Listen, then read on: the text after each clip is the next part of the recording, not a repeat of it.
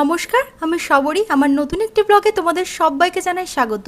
সকালে ঘুম থেকে ওঠার পর ফ্রেশ হয়ে চলে এসেছি রান্নাঘরে। ব্রেকফাস্ট বানাতে হবে, সঙ্গে বাচ্চাদের টিফিনও রেডি করতে হবে। গতকাল রাতে কিছুটা মেথি আমি জলের মধ্যে ভিজিয়ে রেখেছিলাম, এবার মেথিটা ছেঁকে নিয়ে জলটা খেয়ে নেব। আজ বাচ্চাদের টিফিনের জন্য বানাচ্ছি সাবুর পোলাও, যেটা আমাদের ব্রেকফাস্টেও হয়ে যাবে।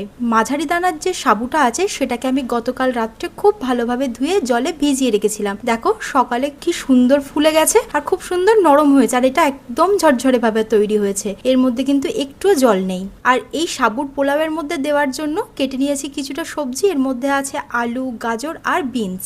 তোমরা চাইলে তোমাদের পছন্দ অনুযায়ী যে কোনো সবজি দিতে পারো। কড়াতে তেল গরম করে প্রথমে কিছুটা বাদাম ভেজে তুলে নেব। এবার ফোড়নের জন্য দিচ্ছি গোটা জিরে আর সাদা তিল। এবার ফোড়নটা একটু ভাজা হয়ে যাবার পর এর মধ্যে কেটে রাখা সমস্ত সবজিগুলো দিয়ে দিচ্ছি। এবার এর মধ্যে কিছুটা স্বাদ অনুযায়ী লঙ্কা কুচি দিয়ে দিলাম আর দিচ্ছি লবণ। এবার সবজিটাকে আরো কিছুক্ষণ ভেজে নিতে হবে, যতক্ষণ না এটা খুব ভালোভাবে সিদ্ধ হয়ে যাচ্ছে। সমস্ত সবজি ভেজে নেওয়ার পর এর মধ্যে দিচ্ছি ভিজিয়ে রাখা কিছুটা কিশমিশ আর সিদ্ধ করে রাখা কাবলি ছোলা। এবার সমস্ত কিছুকে আরো কিছুক্ষণ ভেজে নিতে হবে।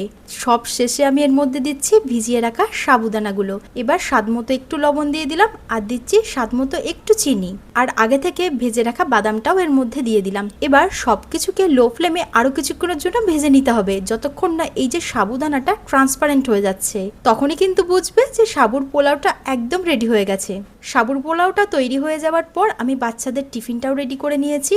আজকে আমি সাবুর পোলাওয়ের সঙ্গে একটু ড্রাই রোস্ট করে রাখা মাখানাও এর মধ্যে দিয়ে দিয়েছি।